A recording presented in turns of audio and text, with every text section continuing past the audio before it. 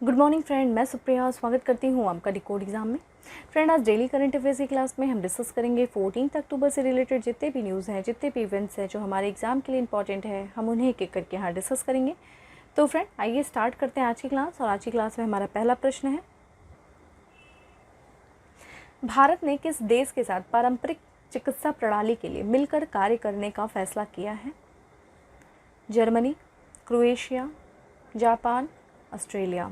तो फ्रेंड, इसका correct answer हो जाएगा बी, क्रोएशिया के साथ भारत ने पारंपरिक चिकित्सा प्रणाली के लिए मिलकर कार्य करने का फैसला किया है। और इसके बारे में देखें तो आयुष मंत्रालय ने भारत की पारंपरिक चिकित्सा प्रणालियों, विशेष रूप से आयुर्वेद के क्षेत्र में अकादमिक सहयोग का मार्ग प्रशस्त करते हुए क्रोएशिया के साथ एक समझौता किया। ठीक है, अकादमिक सहयोग का। इस समझौते का उद्देश्य क्या है?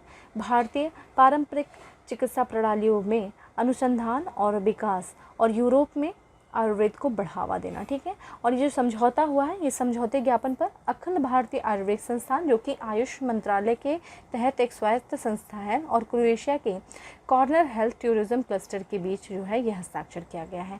तो बेसिकली आप यहाँ पे क्या देख रहे हैं? अकादमिक सहयोग। तो ये जो समझौता हुआ है फ्रेंड, भारत जो है वो लगातार जो दूसरे देश हैं, जो अन्य देश हैं, उनके साथ अपने संबंधों को मजबूत कर रहा है। और इसी के तहत इसने जो है क्रोएशिया के साथ आयुर्वेद के क्षेत्र में एक फैसला लिया है कार्य करने का, जिसमें देखा जाए तो शैक्षणिक अनुसंधान हो गया, नैदानिक और शैक्षिक गतिविधियां हो गए, चिकित्सा जो शिक्षा हो गया, जो प्रशिक्षण और दक्षता निर्माण को बढ़ावा देना, इन सारी दिशाओं में जो है वो दोनों देश मिलकर कार्य करेंगे।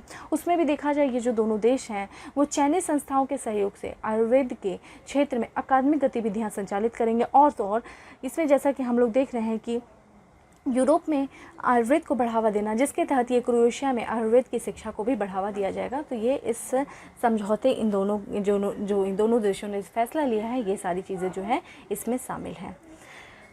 अगले प्रश्न पे चलते हैं। हमारा अगला प्रश्न है कि किस संस्था के द्वारा सतत शहरी प्लास्टिक अपशिष्ट प्रबंधन पर यूएनडीपी हैंडबुक लॉन्च किया गया? ठीक है, तो शहरी प्लास्टिक अपशिष्ट प्रबंधन पर यूएनडीपी हैंडबुक जो है वो लॉन्च किया गया। NITI Aayog, WHO, UNDP, IMF। तो फ्रेंड, इसका करेक्ट आंसर हो जाएगा ए, नीति आयोग के द्वारा UNDP हैंडबुक लॉन्च किया गया है, जो कि सतत शहरी प्लास्टिक अपशिष्ट प्रबंधन से संबंधित है। और इसके बारे में अगर देखा जाए तो नीति आयोग के उपाध्यक्ष राजीव कुमार ने सतत शहरी प्लास्टिक अपशिष्ट प्रबंधन पर नीति आयोग संयुक्त राष्ट्र विकास कार्यक्रम हैंडबुक लॉन्च किया है। ये जो हैंडबुक है, इसमें बात जो की गई है, प्लास्टिक अपशिष्ट मूल्य श्रृंखला के घटकों का प्रतिनिधित्व और चर्चा करके प्लास्टिक के कचरे के प्रबंधन का एक व्यापक अवलोकन प्रदान करता है। और उसी के साथ साथ देखा जाए तो प्लास्टिक के उपयोग के बारे में जागरूकता पैदा करने के लिए शहरी स्थानीय निकायों द्वारा हैंडबुक को अपनाया जाना चाहिए, क्योंकि इसमें रीयूज़, रिड्यूस और रिसाइकल मॉड्यूल के महत्व पर जोर दिया गया है। तो बेसिकली ये जो हैंडबुक है फ्रेंड, ये एक तरीके से जो राज्य सरकारें हो गई, जो स्थानीय निकाय हो गए, उनका मार्गदर्शन करेंगे किसमें, जो नीतियाँ निर्माण में, उनको मापदंड तैयार करने में, किससे संबंधित, ये जो प्लास्टिक के यूज के संबंधित। जैसा कि आप फ्रेंड जानते हैं, प्रधानमंत्री नरेंद्र मोदी जी के द्वारा किस तरीके से जो एक डेडलाइन बनाई गई है, जुलाई 2022 के बाद से सिंगल यूज़ प्लास्टिक को ख़त्म कर देना। तो नीति आयोग जो है वो लगातार जो है जो राज्य सरकारें हैं, जो स्थानीय निकाय हैं, उनको एक तरीके से मार्गदर्शन दे रही है इस हैंडबुक के द्वारा, जिससे कि ये जो हैं, ये सरकारें हैं, ये सारे लोग प्लास्टिक अपशिष्ट को, उसका प्रबंधन करने, इस कचरे को निपटान करने में एक तरीके से हैंडबुक जो है वो सहायक होगी। और फ्रेंड, ये भी ध्यान रखिएगा, नीति आयोग के द्वारा एक और हैंडबुक जो है वो जारी किया गया था, किस चीज़ से संबंधित, जो इलेक्ट्रॉनिक वाहन हैं उनके चार्जिंग नेटवर्क को स्थापित करने की दिशा में। ठीक है, तो इलेक्ट्रॉनिक वाहनों के चार्जिंग को स्थापित करने की दिशा में भी नीति आयोग के द्वारा एक हैंडबुक जारी किया गया। फ्रेंड, जैसा कि जानते हैं, पर्यावरणीय दृष्टि से जो धुएँ निकलते हैं गाड़ियों से, जो कचरे ये सारे निकलते हैं, ये भी पर्यावरण के लिए काफ़ी ज़्यादा हानिकारक है। तो इस चीज़ को भी ध्यान रखते हुए सरकार के द्वारा लगातार जो है वो इलेक्ट्रॉनिक वाहनों को बढ़ावा दिया जा रहा है, जिसके लिए विभिन्न जगहों पे जो है चार्जिंग पॉइंट जो है वो स्थापित किया जा रहा है। आप हमें बताइए, कमेंट बॉक्स में आंसर करके बताइए कि भारत में अभी हाल ही में सबसे ऊंचाई पर स्थित जो है चार्जिंग पॉइंट की स्थापना जो है अभी हाल ही में कहाँ किया गया है। ठीक है, ये चीज़ मुझे आप बताइएगा। बाकी तो चार्जिंग पॉइंट के लिए जो नेटवर्क स्थापित करने की भी दिशा में जो नीतियाँ तैयार करनी है, जो मापदंड तैयार करना है, उनके लिए लिए भी राज्य सरकारों को, स्थानीय निकायों को मार्गदर्शन देने के लिए नीति आयोग जो है एक हैंडबुक जो है वो जारी किया। तो आप क्या देख रहे हैं, चार्जिंग पॉइंट स्थापित करने के लिए हैंडबुक है, प्लास्टिक अपशिष्ट के निवारण करने के लिए भी जो है एक हैंडबुक जारी किया गया है नीति आयोग के लिए, इसलिए ये इंपॉर्टेंट है। बाकी फ्रेंड नीति आयोग के भी बारे में थोड़ा सा बात कर लेते हैं। तो ये एक अतिरिक्त संवैधानिक निकाय है और या फिर इसे कह सकते हैं ये एक गैर सांविधिक निकाय है, ठीक है, सांविधिक निकाय है।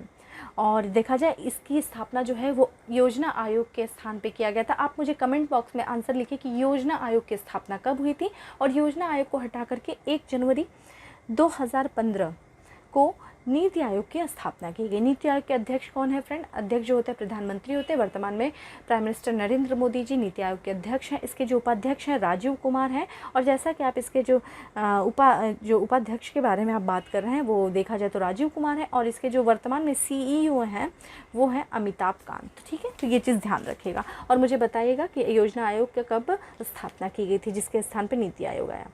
नेक्स्ट है भारतीय रेलवे के किस जोन द्वारा पहली बार 2 लंबी दूरी की मालगाड़ियाँ त्रिशूल और गरुड़ का सफलतापूर्वक संचालन किया गया। उत्तर रेलवे, पूर्व रेलवे, दक्षिण मध्य रेलवे, दक्षिण पूर्व रेलवे। तो फ्रेंड इसका करेक्ट आंसर हो जाएगा दक्षिण मध्य रेलवे, ठीक है। दक्षिण मध्य रेलवे जोन के द्वारा पहली बार 2 लंबी दूरी की मालगाड़ियाँ त्रिशूल और गरुड़ का सफलतापूर्वक संचालन किया गया।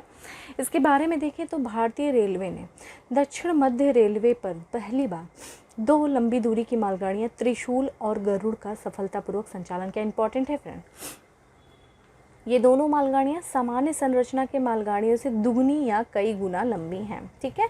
एक तरीके से ये काफ़ी ज़्यादा लंबी हैं और इसमें देखा जाए एक ही बार में बहुत ज़्यादा माल की ढुलाई हो सकती है, ठीक है। और इसमें देखा जाए ये लंबी ट्रेनें महत्वपूर्ण वर्गों की क्षमता की कमी का समस्या का भी बहुत प्रभावी समाधान प्रदान करेंगे, जिसमें एक बार में बहुत ज़्यादा माल की ढुलाई होने से क्षमता की कमी का भी समाधान शामिल है। जो क्षमता की कमी होती है मालगाड़ियों में, इससे क्या होता है त्रिशूल और गरुड़ मालगाड़ी के आ जाने से जो एक बार में काफ़ी ज़्यादा जो है वो सामान का जो माल का ढुलाई हो सकता है। इसमें जो त्रिशूल है वो दक्षिण मध्य रेलवे की पहली लंबी दौड़ वाली ट्रेन है जो 177 वैगन या फिर 3 मालगाड़ियों के बराबर है। अब बात करें फ्रेंड, जो त्रिशूल है इसको 7 अक्टूबर को रवाना किया गया था किसके बीच में, तो विजयवाड़ा मंडला से लेकर के कोंडापल्ली, ठीक है, कोंडापल्ली स्टेशन से पूर्वी घाट पर खुदरा मंडल के लिए रवाना किया गया था। वहीं बात करें गरुड़ की, तो जो गरुड़ है फ्रेंड वो गुंतकल डिवीज़न के रायचूर से सिकंदराबाद के मनुगुरु के लिए रवाना किया गया था। ये चीज़ ध्यान रखिएगा। अगला है ब्रिक्स समूह का पहला देश जो प्रकृति और लोगों के लिए उच्च महत्वाकांक्षी गठबंधन में शामिल हुआ है। ब्रिक्स 5 देश हैं friend, Brazil, Russia, India, China, south Africa. तो ब्रिक्स देश में कौन से जो ऐसा देश है जो प्राकृतिक और लोगों के उच्च महत्वाकांक्षा गठबंधन में शामिल हुआ है, रूस, चीन, ब्राज़ील, भारत।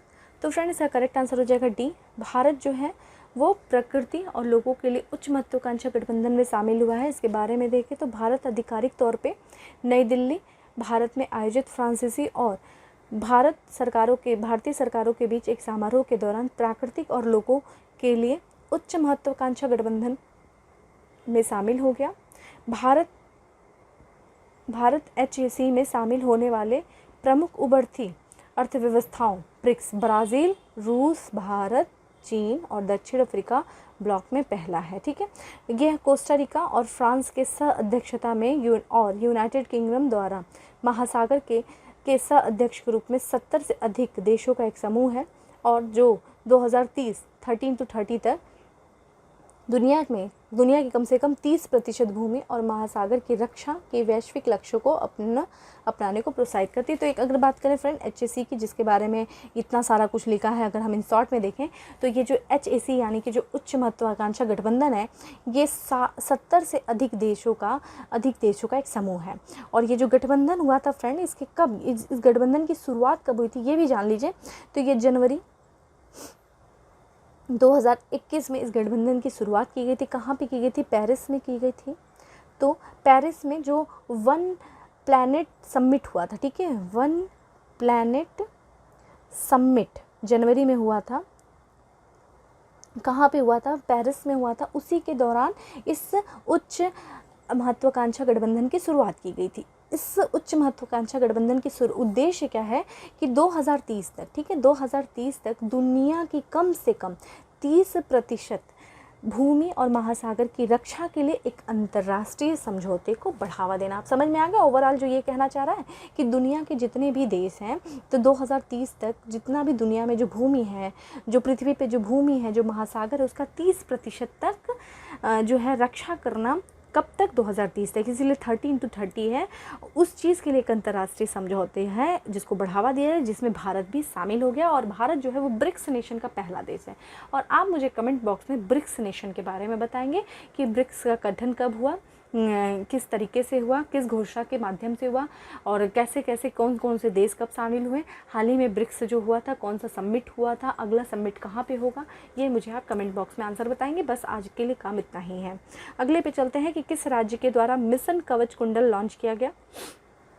उत्तर प्रदेश, महाराष्ट्र, उड़ीसा, राजस्थान। फ्रेंड, इसका करेक्ट आंसर हो जाएगा महाराष्ट्र के द्वारा मिशन कवच कुंडल लॉन्च किया गया है। तो महाराष्ट्र की राज्य सरकार के द्वारा प्रतिदिन 15 लाख लोगों को कोरोना निवारण टीका लगाने के लक्ष्य के साथ मिशन कवच कुंडल जो है वो लॉन्च किया गया है। तो एक तरीके से फ्रेंड, जैसे भारत सरकार का लक्ष्य है कि कितने लोगों को ज़्यादा से ज़्यादा लोगों को कोरोना टीका लगाया जाए, एक तरीके से ये जो प्रतिदिन 15 लाख लोगों को कोरोना निवारण टीका लगाना, एक तरीके से उनको कवच कुंडल करना, यही महाराष्ट्र सरकार का लक्ष्य है।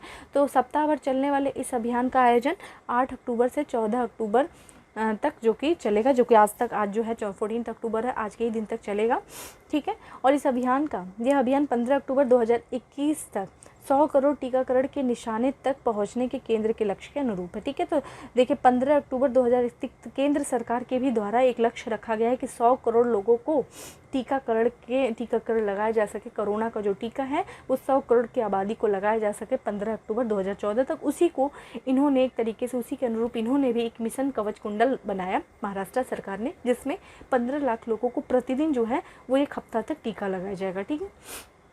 अगला देखें, भारतीय विमानपत्तन प्राधिकरण ने जयपुर अंतर्राष्ट्रीय हवाई अड्डे की जिम्मेदारी किस समूह ने संभाली? यहाँ पे देखिएगा से लिया गया है। तो अडानी समूह, रिलायंस समूह, टाटा समूह, बिरला समूह। तो फ्रेंड, इसका करेक्ट आंसर हो जाएगा ए। तो भारतीय विमानपत्तन प्राधिकरण से जयपुर अंतर्राष्ट्रीय हवाई अड्डे की जिम्मेदारी जो है वो अडानी समूह ने ले ली है। अब इसके बारे में देखें तो गौतम अडानी के नेतृत्व वाले अडानी समूह ने भारतीय विमानपत्तन एयरपोर्ट अथॉरिटी ऑफ इंडिया से जयपुर अंतर्राष्ट्रीय अड्डे की जिम्मेदारी संभाल ली है। हवाई अड्डे को भारत सरकार द्वारा अडानी समूह को 50 वर्ष की अवधि के लिए दिया गया। एक तरीके से जो भारत सरकार ने इस हवाई अड्डे को, जयपुर अंतर्राष्ट्रीय हवाई अड्डे को अडानी समूह को 50 वर्ष की लीज पे दे दिया है, ठीक है। और ये पहले किसके हाथ में था? ये था भारतीय विमानपत्तन प्राधिकरण के हाथ में था। वहीं देखें तो जयपुर हवाई अड्डा जो है वो दैनिक निर्धारित उड़ान संचालन में भारत का 11वां सबसे व्यस्त हवाई अड्डा है, ठीक है। अगला चलते हैं, हॉट स्प्रिंग जिसे पारंपरिक रूप से क्याम के नाम से जाना जाता है, कहाँ स्थित है? हिमाचल प्रदेश, उत्तराखंड, जम्मू कश्मीर, लद्दाख। फ्रेंड, इसका करेक्ट आंसर हो जाएगा डी, लद्दाख में स्थित है हॉट स्प्रिंग। और इसके बारे में अगर देखें तो क्यों चर्चा में, हॉट स्प्रिंग पॉइंट जिसे पारंपरिक रूप से क्याम के नाम से जाना जाता है, लद्दाख में स्थित है। हॉट स्प्रिंग चीन के साथ विवादित सीमा के नज़दीक लद्दाख की चोंगचेमो नदी घाटी में एक भारतीय सीमा चेकपोस्ट पेट्रोल पॉइंट 15 की एक कैंप साइट है, ठीक है। तो ये फ्रेंड, ये जो चोंगचेमा नदी जो है ये श्योक नदी की सहायक नदी है, ध्यान रखिएगा। श्योक नदी की सहायक नदी है जो कि सिंध नदी की प्रणाली का एक हिस्सा है, ठीक है। श्योक नदी सिंध नदी, और ये देखा जाए तो ये उसकी सहायक नदी है। श्योक की सहायक नदी कौन हो गई? चोंगचेमो। तो ये उसी का एक हिस्सा है। और यहीं पे देखा जाए तो ये स्थित है जो हॉट स्प्रिंग जो है, और ये एक विवादित क्षेत्र है भारत और चीन के बीच में। और इसके बारे में देखिए लोकेशन है, ये देखिए अक्साई चीन है, ये लाइन ऑफ कंट्रोल है, ये भारत के बीच में लाइन ऑफ एक्चुअल कंट्रोल है। और ये देखिए 1962 वाला अक्साई चीन है, जब उसके बाद जब चाइना के साथ भारत का वार हुआ तो उसके बाद ये क्षेत्र जो है वो चाइना के कंट्रोल में आ गया, जिसको क्लेम करता है भारत। और यहाँ पे देखिए आपका ये देखिए हॉट स्प्रिंग स्थित है, किसमें, LAC पे, लाइन ऑफ एक्चुअल कंट्रोल पे ही आपका हॉट स्प्रिंग जो है स्थित है, जो लगातार जो है भारत और चीन के बीच में ये लगातार जो है यहाँ पे भारतीय सेना और चीन की सेना का आमना सामना होता रहता है। ठीक है, ये देखिए पेंगोंग लेक है और ये लद्दाख का क्षेत्र है। ठीक है, और ये देखिए सियाचिन ग्लेशियर, ये सब आपको पता चलना चाहिए। ठीक है, गिलगित बल्तिस्तान है और ये देखिए LOC है, यानी कि लाइन ऑफ कंट्रोल देखा जाए तो भारत और पाकिस्तान के बीच में है, और लाइन ऑफ एक्चुअल कंट्रोल देखा जाए तो वो भारत और चीन के बीच में, जो भारत और चीन के, भारत का ही जो क्षेत्र है जिस पे चीन ने कब्जा कर लिया है, और चीन जो है 1962 के बाद से चीन ने उस पर कब्जा किया और भारत लगातार उस पर क्लेम कर रहा है। और ये देख लीजिए ये क्षेत्र जो है ये इसको पाकिस्तान के द्वारा कंट्रोल किया जाता है, जिसको क्लेम किया जा रहा है भारत के द्वारा, ये चीज़ें। और ये देखिए ये कश्मीर का क्षेत्र है, ये भी देखा जाए तो ये कश्मीर का क्षेत्र है जिस पे क्लेम करता है, ये इंडिया के कंट्रोल में है और बाहर इसको पाकिस्तान के द्वारा जो है क्लेम किया जाता है। और ये देखिए लद्दाख, ये लेह लद्दाख वाला क्षेत्र है और ये कारगिल का क्षेत्र। तो इसी क्षेत्र में जो है हॉट स्प्रिंग है, जिसमें आए दिन जो है भारतीय सेना और चीन की सेना का आमना सामना होता है। ये सब आपको लोकेशन पता होनी चाहिए। इसके बारे में देखा जाए तो यह उन 4 जगहों में से एक है जहाँ मई 2020 में गतिरोध के दौरान भारतीय और चीनी सेना का आमना सामना हुआ था। इस क्षेत्र में गर्म पानी का झरने की वजह से इसका नाम जो है, इस क्षेत्र का नाम हॉट स्प्रिंग पड़ा। यह वास्तविक नियंत्रण रेखा, लाइन ऑफ एक्चुअल कंट्रोल को चिन्हित करने वाले कोंगका ला दर्रे के नज़दीक है। ठीक है फ्रेंड, इसको और भी जैसे कोंगका इस तरह भी लिखते हैं कहीं कहीं पे, कोंगका दर्रा, कोंगका लॉ जो है ये लद्दाख में जो है विवादित भारतीय चीनी सीमा क्षेत्र है। तो एक विवादित क्षेत्र है कोंगला ला। आपसे ऐसे भी प्रश्न पूछ सकता है कि कोंगला ला कहाँ पे है, तो ये लद्दाख वाले क्षेत्र में एक तरीके से विवादित क्षेत्र है, किन देशों के बीच में, भारत और चीन के बीच में। ठीक है, ये चीज़ ध्यान रखिएगा। नेक्स्ट है गोल कार्यक्रम किस मंत्रालय द्वारा शुरू किया गया, मोस्ट इंपॉर्टेंट। ठीक है, गृह मंत्रालय द्वारा किया गया था, जनजातीय कार्य मंत्रालय द्वारा, सड़क एवं परिवहन मंत्रालय द्वारा, शिक्षा मंत्रालय द्वारा। फ्रेंड ये जो करेक्ट आंसर हो जाएगा बी, जनजातीय कार्य मंत्रालय के द्वारा गोल कार्यक्रम जो है वो शुरू किया गया था, चूँकि ये पहले ही किया गया था लेकिन हमें इसमें चर्चा कर रहे हैं क्योंकि इसकी अभी ये चर्चा में है। तो गोल का फुल फॉर्म क्या है, going online as a leaders कार्यक्रम। ठीक है, तो गोल कार्यक्रम जो है वर्ष 2020 में जनजातीय कार्य मंत्रालय और फेसबुक द्वारा प्रारंभ किया गया था। स्टार, ये सब स्टार प्रश्न है फ्रेंड, यहाँ से डायरेक्ट प्रश्न बनते हैं। तो गोल ध्यान रखिएगा, कार्यक्रम जो कि 2020 में शुरू किया गया था, किस मंत्रालय के द्वारा, जनजातीय कार्य मंत्रालय के द्वारा फेसबुक के सहयोग से। यह 5 वर्ष की अवधि हेतु शुरू किया गया था 2020 से 2025, और इसका उद्देश्य देखा जाए तो जनजातीय समुदायों के 5000 युवाओं को डिजिटल कौशल प्रदान करना और उन्हें डिजिटल रूप से सशक्त बनाना। तो गोल जो है वो जनजातीय जो समुदाय के लोग हैं, उनके जो युवा हैं, उनको डिजिटल कौशल प्रदान करना और उन्हें डिजिटल रूप से सशक्त बनाना गोल कार्यक्रम का उद्देश्य है, जिसमें 5000 युवाओं को शामिल किया गया है।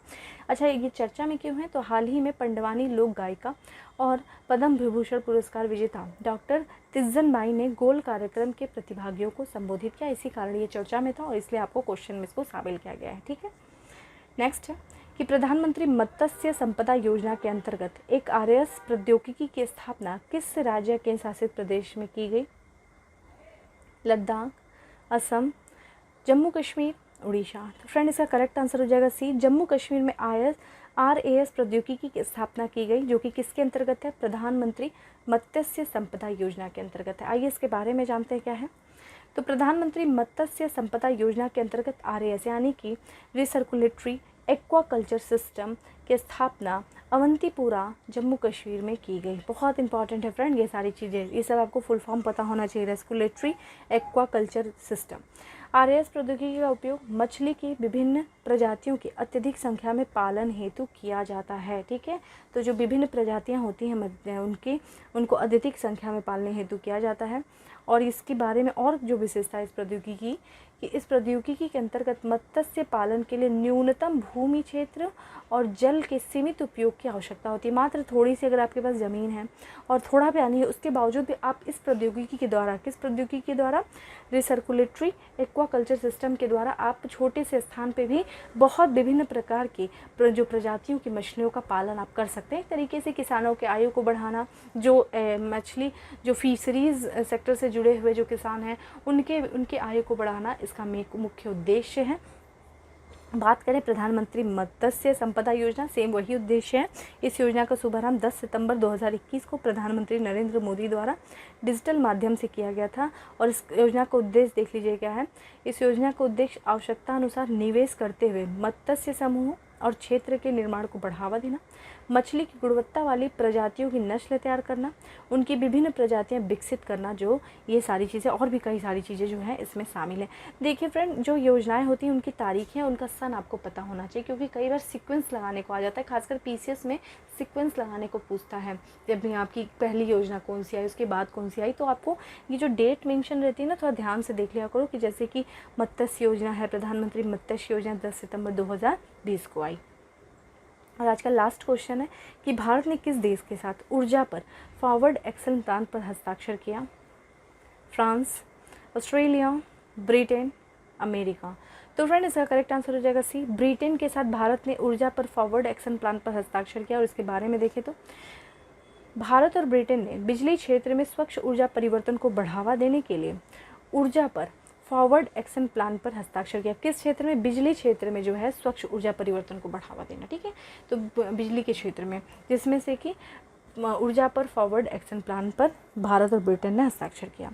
दोनों देशों ने अपने 2030 रोड मैप के तहत बिजली और स्वच्छ परिवहन, नवीकरणीय ऊर्जा, हरित वित्त और हरित ऊर्जा अनुसंधान पर समझौता किया। तो देखा जाए इस कार्य योजना के तहत क्या देख रहा है, ये जो कार्य योजना जो रोड मैप तैयार किया गया 2030 तक, उसमें देखा जाए ऊर्जा का भंडारण है, स्मार्ट ग्रिड है, चार्जिंग इंफ्रास्ट्रक्चर शामिल किया गया है, ग्रीन हाइड्रोजन है, बैटरी स्टोरेज है, और जो अक्षय ऊर्जा में निवेश संबंधी सारे तरीकों को उनको जुटाने की आवश्यकता जैसे विषयों को इसमें इस रोड मैप में शामिल किया गया है, ठीक है। फॉरवर्ड एक्शन प्लान पर तीसरी India UK energy for growth partnership ministerial energy dialogue, संयुक्त राष्ट्र जलवायु परिवर्तन सम्मेलन COP26 की पृष्ठभूमि में चर्चा की गई, जो 31 अक्टूबर से ग्लासगो जो कि यूके में है शुरू होने वाली। चूँकि COP26 टाइम 2020 में होने वाला था, 2020 में पेंडेमिक की वजह से उसको इस वर्ष के लिए टाल दिया गया। तो जो ध्यान रखिएगा COP16 यानी कि कॉन्फ्रेंस ऑन पार्टी, किससे? संयुक्त राष्ट्र जलवायु परिवर्तन सम्मेलन की कॉन्फ्रेंस ऑन पार्टी 26 का सम्मेलन कहाँ हो रहा है? ग्लासगो में हो रहा है, जो कि यूके में है। वहीं पे इन दोनों जो फॉरवर्ड एक्शन प्लान पे जो है वो रूपरेखा उस पर चर्चा की गई है।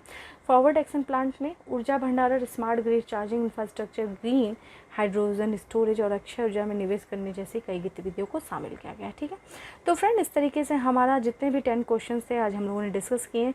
अब हम आगे बढ़ेंगे और अपने जो फैक्ट्स ऑफ द डे को देखते हुए चलेंगे। चलिए आगे बढ़ते हैं फैक्ट्स ऑफ द डे में। भारत के वित्त मंत्रालय के मुख्य आर्थिक सलाहकार ने अपने पद से इस्तीफा दे दिया। उनका नाम था KV सुब्रमण्यम, ठीक है। भारत के जो वित्त मंत्रालय के मुख्य आर्थिक सलाहकार थे KV सुब्रमण्यम, उन्होंने अपने पद से इस्तीफा दे दिया। विश्व गठिया दिवस, ठीक है। गठिया दिवस जो है वर्ल्ड आर्थराइटिस डे जो मनाया जाता है वो मनाया जाता है 12 अक्टूबर को। और इस बार की थीम क्या थी? देरी न करें, आज ही जुड़ें, टाइम्स टू वर्क, ठीक है। ये वर्ल्ड आर्थराइटिस डे की थीम थी, देरी न करें, आज ही जुड़ें। कब मनाया जाता है? 12 अक्टूबर को। RBI ने वित्त वर्ष 2022-23 यानी कि जो अगला वित्त वर्ष है कि पहली तिमाही में रियल GDP ग्रोथ जितने प्रतिशत पर रहने का अनुमान लगाया है वो है 17.2%। इंपॉर्टेंट है फ्रेंड, ऐसे डेटा PCS में पूछे जाते हैं, तो ध्यान रखिएगा। अगले वर्ष के जो अगला वित्त वर्ष है 2022-23 का जो पहला तिमाही है उसमें रियल GDP ग्रोथ जो है वो RBI के द्वारा 17.2% जो है वो अनुमानित की गई है। इसके बारे में देखें तो नेक्स्ट है कि राज्य सरकार द्वारा राष्ट्रीय एकता और राष्ट्रीय योगदान हेतु लोकप्रिय गोपीनाथ बारदोलोई पुरस्कार प्रदान किया जाता है। तो किस राज्य सरकार के द्वारा? असम राज्य सरकार के द्वारा। असम राज्य सरकार के द्वारा गोपीनाथ बारदोलोई पुरस्कार जो है वो प्रदान किया जाता है। जो राज्य उड्डयन मंत्री हैं जिनका नाम है श्री ज्योतिरादित्य सिंधिया ने उड़ान योजना के तहत ग्रीनफील्ड सिंधुदुर्ग हवाई अड्डे का उद्घाटन किया। कहाँ पे किया? महाराष्ट्र में किया। तो ग्रीनफील्ड सिंधुदुर्ग हवाई अड्डे का उद्घाटन ज्योतिरादित्य सिंधिया के द्वारा महाराष्ट्र में किया गया। अगला है 11 अक्टूबर 2021 को लोकनायक जयप्रकाश नारायण की जयंती मनाएगी कौन सी 119वीं जयंती मनाएगी कब? 11 अक्टूबर को लोकनायक जयप्रकाश नारायण की जयंती मनाएगी। वहीं बात करें तो भारत ने विकास परियोजनाओं के लिए 20 करोड़ रुपए की ऋण सहायता के समझौते पर सहमति जताई किर्गिस्तान। तो किर्गिस्तान में विकास परियोजनाओं के लिए भारत ने 20 करोड़ रुपए की ऋण सहायता हेतु जो है वो मंजूरी, उस समझौते पे मंजूरी जो है वो सहमति जताई है। ठीक है, अगला है, ये सारे फ्रेंड डेटा इंपॉर्टेंट है, ये सारे डेटा इंपॉर्टेंट है। ऐसे डेटा जो है फ्रेंड पूछता है कि कितने करोड़ की सहायता राशि जो है वो भारत किर्गिस्तान को देगा, 20 करोड़, कितनी ग्रोथ डिसाइड की गई RBI के द्वारा, अन्य जितनी संस्थाएं उनके द्वारा, ये सारे डेटा पूछता है, ध्यान से पढ़िएगा। अगला है, विश्व स्वास्थ्य संगठन की एक रिपोर्ट के मुताबिक दुनिया भर में प्रति मिनट लोगों की मौत हो रही है 13 लोगों की। इंपॉर्टेंट है फ्रेंड ऐसी चीज़ें। ठीक है, तो WHO ने बताया है कि दुनिया भर में प्रति मिनट जो है वो 13 लोगों की मौत हो रही है, किन्हीं कारणों से, कई कारणों से 13 लोग जो है वो हर मिनट जो है वो मर रहे हैं। ISSF जूनियर विश्व चैंपियनशिप में भारत ने कितने पदक जीते? 43 पदक जीते, जिसमें देखा जाए तो 17 स्वर्ण जीते, 16 रजत जीते, 10 जो है वो कांस्य पदक जीते। अगला है, महिला क्रिकेटर एमी हर्टन ने 16 वर्ष की उम्र में शतक जड़े 121 रन बनाया, और ऐसा करने वाले ये दुनिया की पहली खिलाड़ी बन गई। संबंधित हैं किस देश की? संबंधित है तो आयरलैंड। तो आयरलैंड की जो महिला क्रिकेटर जिनका नाम है एमी हंटर, इन्होंने मात्र 16 वर्ष की उम्र में शतक जड़ा, और इसी दौरान इन्होंने 121 रन बनाया, और ये ऐसा करने वाली पहली खिलाड़ी बन गई हैं। ठीक है, एमी हंटर आयरलैंड की हैं। विश्व फुटबॉल निकाय फीफा ने अंडर-17 महिला विश्व कप जो कि भारत में होने वाला है, तो भारत 2022 के शुभांकर का अनावरण किया, जिसका नाम है ईफा। ईफा क्या होता है फ्रेंड? महिला शक्ति का प्रतिनिधित्व करने वाली एक एशियाई शेरनी है। ठीक है, उसका लोगो आप देख लेना गूगल सर्च करके, तो उसमें ईफा है। और ये ईफा क्या है? ये फीफा अंडर-17 जो भारत में होने वाला है महिला विश्व कप फीफा का, उसका ये लोगो है ईफा। अगला है, हाल ही में कन्याकुमारी लौंग को GI टैग दिया, संबंधित है तमिलनाडु। तो जो तमिलनाडु का जो कन्याकुमारी लौंग है उसको GI टैग प्राप्त हुआ है।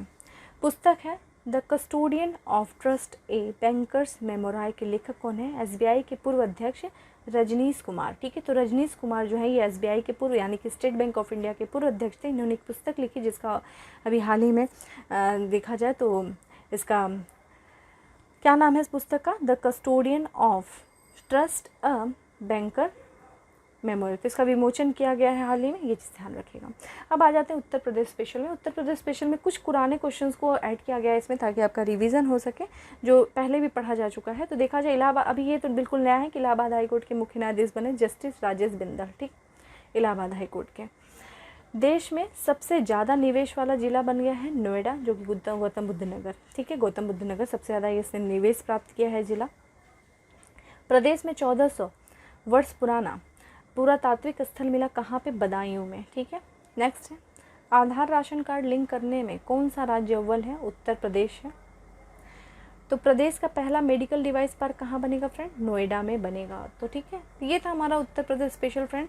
तो आज की क्लास में हम लोगों ने काफ़ी चीज़ें देखी, मैंने आपको कुछ प्रश्न भी दिया। आजकल काफ़ी आप लोग लग रहा है आप लोग करंट अफेयर्स नहीं देख रहे हैं, लेकिन फ्रेंड देखिए ज़्यादा से ज़्यादा। वैसे मुझे पता है आप लोग के एग्ज़ाम है, आप उसमें काफ़ी व्यस्त होंगे, लेकिन जब भी आपको फिर मौका मिले आप इन सारे न्यूज़ को, क्योंकि ये सारी चीज़ें बहुत इंपॉर्टेंट है।